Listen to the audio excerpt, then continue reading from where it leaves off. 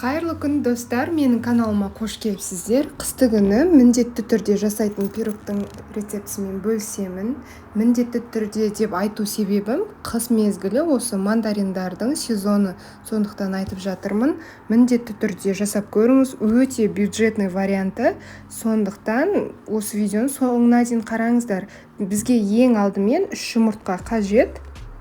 3 жұмыртқаны жарып, ыдысымызға салып аламыз, және де қантымызды салып, жақсылап ағарғанша қозғайтын боламыз миксердің көмегімен. Егер де сіздерде қол миксер болса, осылай ағарғанша кішкене қозғаймыз. Және де жай жылдамдығына қойып, немесе миксерді толықтай өшіріп, холодильниктен шыққан сүтімізді құямыз. Және де ерітілген сары май немесе сұйық майды қолдана беруге де болады. Мен сары майды ерітіп құйдым.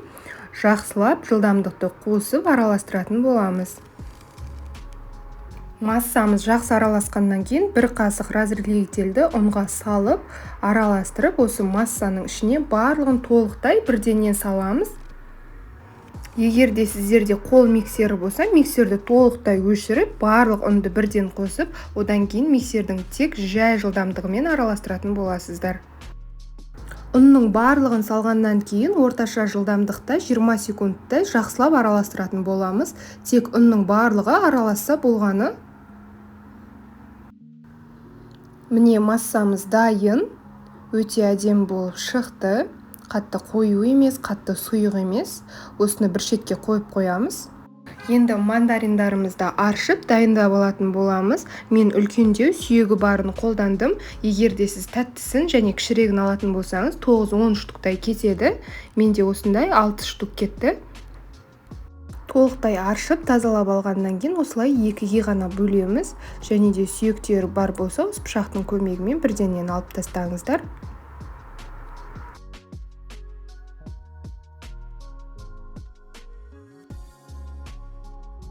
Мен арнайы пирогқа арналған форманы пайдаландым, 24 сантиметрлі. Осылай 1 қасық қантты осылай түбіне сеуіп шығатын боламыз. Және де мандариндардың барлығын төңкеріп осылай қойып шығатын боламыз.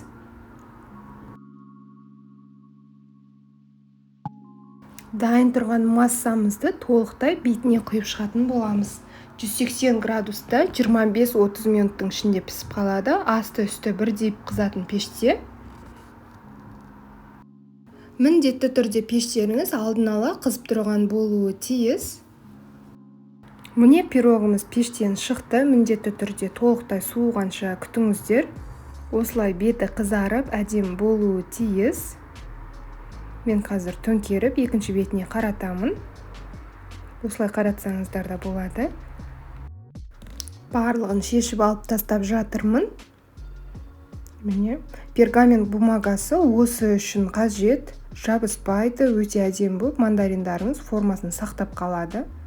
Міне, өте әдемі болған, түрінің өзі өте аппетитный болып тұр. Мен сіздерге қазір кесіп көрсетемін. Сіздер мені жоғалтып алмас үшін подписаться батырмасын басуды ұмытпаңыздар. Және де қазақша блогты, және де қазақша контентті қолдау ретінде маған лайк басып, комментарий қалдыруды да ұмытпаңыз. Міне кесіп жатырмын. Менің пешімде 180 градуста 30 минуттай пісті. Өздеріңіздің пештеріңіздің қызуына қарайсыздар. Қарап отырып, беті қызарған кезде ала бересіздер. Іші толықтай піскен, жұп-жұмсақ, өте керемет болып шыққан. Мандариннің өзінің қышқылтым дәмімен керемет үйлескен. Міндетті түрде мен қайталап жасайтын боламын. Және де сіздерге менің видеом ұнаса, Instagram парақшама да тіркелуді ұмытпаңыздар. Ас болсын, сау болыңыздар.